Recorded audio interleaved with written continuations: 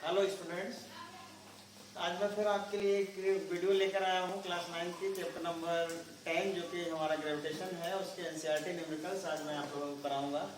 ठीक है, आप लोग ध्यान से समझिए, उम्मीद है आपको समझ में आएगी। हमारा पहला न्यूमेरिकल है बेटा क्वेश्चन नंबर फर्स्ट। एनसीईआरटी के क्वेश्चन हैं ये, आप चेक कर सकते हैं, आपके पास बुक तो अवेलेबल है ही घर पे।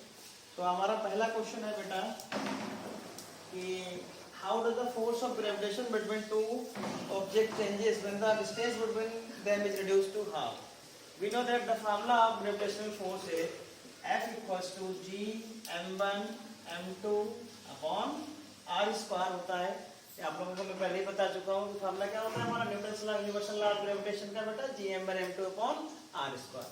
तो क्वेश्चन में बोला गया है कि अगर मान लीजिए ये दो ऑब्जेक्ट्स हैं, इसका मास m1 है, मास m2 है और इनके बीच की रेडियस अगर r है, मतलब डिस्टेंस r है, तो ये फार्मूला आएगा निकल के। यानी मैंने यहाँ पे स्मॉल r लिख दिया, यहाँ कैपिटल कोई दिक्कत नहीं है, आप फार्मूले में भी कैपिटल R बना दीजिए, अपॉन में कैपिटल R स्क्वायर हो गया। क्वेश्चन बोला गया है अगर हम डिस्टेंस को रिड्यूस कर देते हैं, यानी हाफ कर देते हैं बेटा, इस रेडियस को अगर हाफ कर दें तो how the force of attraction changes, कैसे ये फोर्स चेंजेस होता है। तो आप ध्यान से समझिएगा कि अगर रेडियस को हाफ कर दें, r की जगह पे हम क्या लगा दें, r/2 लगा दें, the force becomes F dash equals to, देखिए मासेस को चेंज नहीं किया गया, मास हमें वही रखना है, जी भी वही रखना है, m1 m2 अपॉन r की जगह पे क्या लगा देना है, r/2 का होल स्क्वायर। तो ये हमारा फार्मूला बन जाएगा, देखिए g m1 m2 अपॉन में r स्क्वायर, और ये 2 को जब स्क्वायर करके हम ऊपर ले जाएंगे बेटा, ये 2 का भी स्क्वायर होगा, तो 2 का स्क्वायर करके ऊपर ले जाएंगे तो ये 4 हो जाएगा। यानी हमारा आप देख पा रहे होंगे, देखिए f की वैल्यू क्या थी पहले, gm1 m2 upon r square थी, और यहाँ पर gm1 m1 m2 upon r square तो आ ही रहा है, इसकी जगह पे हम क्या लगा दें f, तो f डैश की वैल्यू क्या हो गई 4 टाइम्स f। ये हमारा फर्स्ट न्यूमेरिकल है। यानी हम कह सकते हैं कि वी रिड्यूस द डिस्टेंस, अगर हम डिस्टेंस को आधा कर दें तो हम देख पा रहे हैं कि हमारा जो फोर्स ऑफ ग्रेविटेशन है वो कितना हो गया बेटा, 4 टाइम्स हो जाता है। कितने टाइम्स हो जाता है, 4 टाइम्स। ठीक है, ठीक है। अगला न्यूमेरिकल है बच्चों हमारा, अगला न्यूमेरिकल जो है हमारा, ध्यान दीजिएगा उस पे। तो बोला है gravitational force act on all object in proportional to their masses, why then a heavy object does not fall faster than a light object. बहुत आसान क्वेश्चन है, इसको ध्यान से समझिएगा। क्वेश्चन में बोला गया है कि जो ग्रेविटेशनल फोर्स का फार्मूला है बच्चों वो क्या होता है, Gm1 m2 upon r square. अब क्वेश्चन में ये बोला गया है कि यहाँ पर आप देख रहे हैं force is directly proportional to mass है। क्या है बच्चों, force is directly proportional to mass, तो why the heavy object does not fall faster than the light object. यानी समझिएगा ध्यान से कि कोई अगर जैसे मैं ये इसको फेंकूं और इसको फेंकूं तो ये दोनों साथ में क्यों गिरते हैं। क्वेश्चन ये पूछा गया है कि अगर मैं इसको छोड़ दूं यहाँ से इतनी हाइट से, और मतलब ये पेन को, मतलब ये मार्कर को और इसको भी छोड़ दूं तो दोनों साथ में जमीन पर गिरेंगे, ना कि ये पहले गिरेगा ये बाद में। ऐसा क्यों होता है ये पूछा गया है।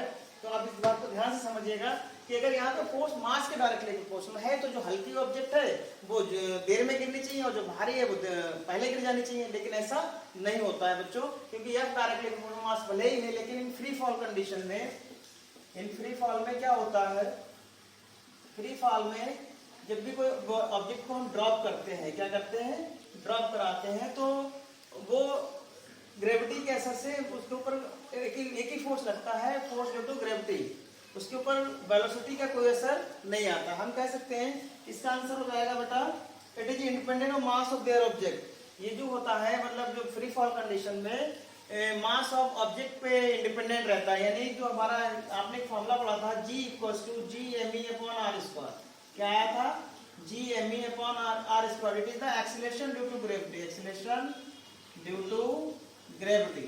ये जो फार्मूला था हमारा वो क्या था बेटा, एक्सीलरेशन ड्यू टू ग्रेविटी। और जब किसी ऑब्जेक्ट को फ्री फॉल में गिराते हैं तो उसके ऊपर केवल ग्रेविटी का ही फोर्स लगता है, तो ये तो इंडिपेंडेंट है ऑब्जेक्ट के मास से।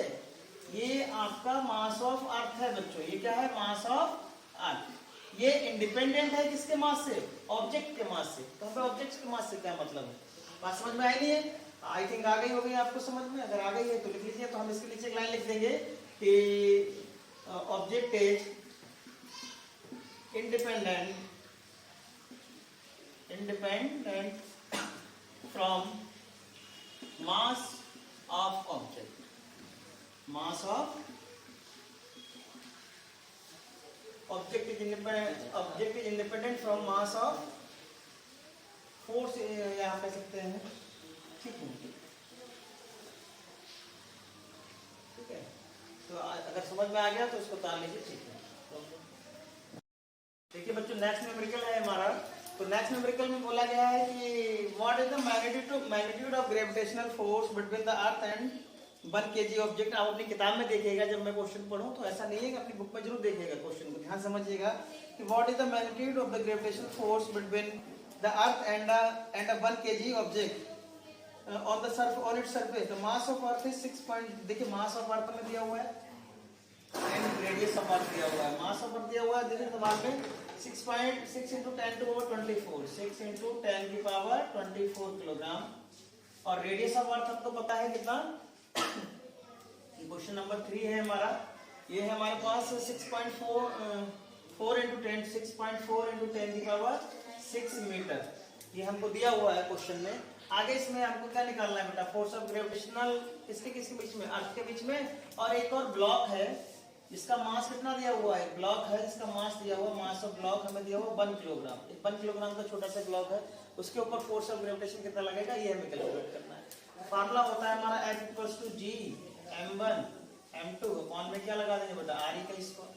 भाई उसकी सरफेस पे रखा हुआ है, जैसे मान लो ये अर्थ हो गई, मान लो ये रेडियस ऑफ अर्थ हो गई, तो ब्लॉक को जस्ट इसके सरफेस पे ही रख दिया गया है m। तो इन दोनों के बीच में फोर्स ऑफ ग्रेविटी लगेगा, तो वही हमें कैलकुलेट करना है। फार्मूला क्या है हमारा, Gm/m2 × 10 की पावर 24 किलोग्राम। अब करते क्या है हम देखिएगा, ध्यान समझिएगा।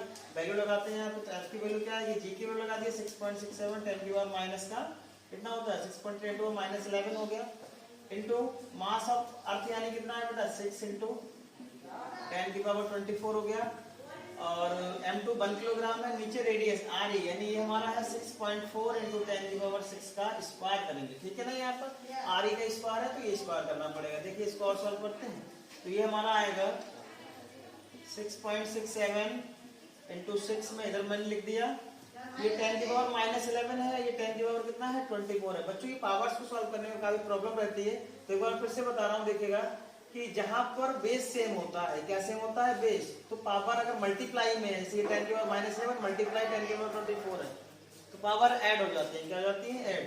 तो 11 में 24 जोड़ दें क्या आ जाएगा हमारा 10 की पावर प्लस का 13 आ जाएगा, नीचे इसका स्क्वायर करिए 6.4 into 6.4 का स्क्वायर क्या आएगा, तो मैं 2 बार लिख देता हूँ, अभी बाद में मल्टीप्लाई करते हैं।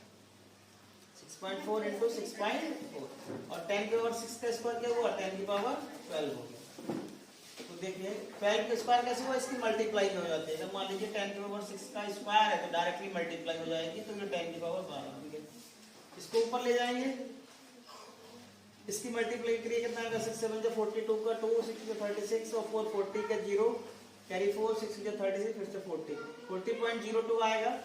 और ये 10 के ऊपर 12 को हम ऊपर ले जाएंगे तो 1 बचेगा ओनली, और ये हमारा 6.4 into 6.4 कितना हो जाएगा, मल्टीप्लाई करके देखो भाई, ये भी 4 4 जा 16 4 4 जा 16 कैरी 1 हो गया, और 4 6 जा 24 तो 56 हो गया, 6 4 जा 24 कैरी 2 हो गया, 6 जा 30 37 हो गया, 3 6 5 4 9 9 लिख रहा हूँ 6 5 4 9 7 2 9 और देख लीजिएगा बच्चों, ये 39.96 आ गया हमारा, कितना आगे निकल के 39.96।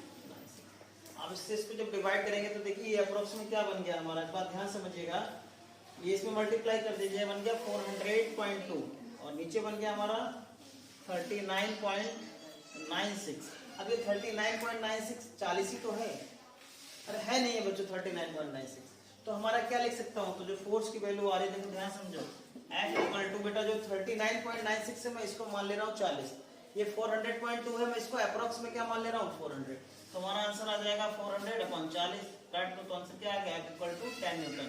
बेटा शायद एनसीईआरटी किताब में आंसर कुछ और दिया हुआ, लेकिन हमारा ये भी हम मान सकते हैं। मैंने यहाँ पर क्या करा है 400.2 को 400 मान लिया है, 39.6 को क्या मान लिया 40 मान लिया है अप्रोक्स में, तो हमारा आंसर जो 40 से कट करोगे तो 10 न्यूटन आ जाएगा।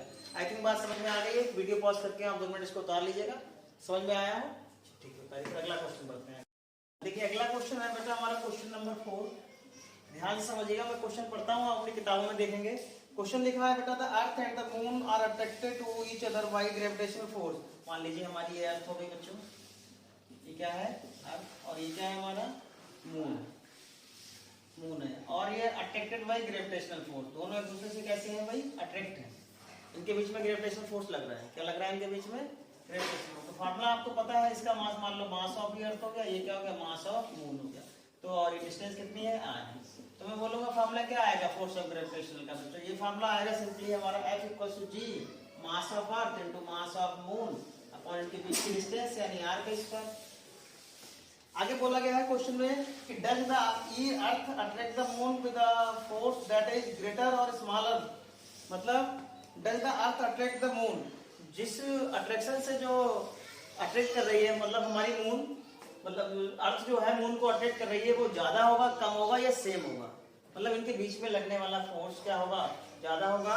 देखिए क्वेश्चन बोला है कि does the earth attract the moon with force with that is greater और स्मॉलर और same as the force with which the moon attract the earth, कि जितना मून भी तो इसको अपनी तरफ खींच रहा है, भाई मून जो इसको अपनी तरफ से खींच रहा है, अट्रैक्ट कर रहा है, वो वाला फोर्स ज्यादा होगा या ये जो अर्थ अपनी तरफ खींच रही है वो वाला फोर्स ज्यादा होगा, ये आप बात करी गई है। लेकिन हम आपको पहले ही बता चुके हैं बेटा कि जब भी दो ऑब्जेक्ट, मान लीजिए एक ऑब्जेक्ट ये है और एक ऑब्जेक्ट ये है, चाहे छोटी हो चाहे बड़ी हो, अभी क्या होता है कि देखिए इनके बीच की डिस्टेंस वगैरह सब सेम होती है, जितने फोर्स से ये वाली मान लीजिए m1 है इसका मास और ये क्या है m2 है, तो बेटा फोर्स ऑन 1 ड्यू टू 2 लगेगा, फोर्स ऑन 1 ड्यू टू 2 लगेगा, उतना ही फोर्स से हमारा 1 भी 2 पे फोर्स लगाएगी, फोर्स ऑन 2 ड्यू टू 1। ये फोर्सेस मैग्नीट्यूड वाइज कैसे होते हैं, बराबर होते हैं, कैसे होते हैं बच्चों, बराबर होते हैं। मैग्नीट्यूड वाइज मतलब जितनी वैल्यू ये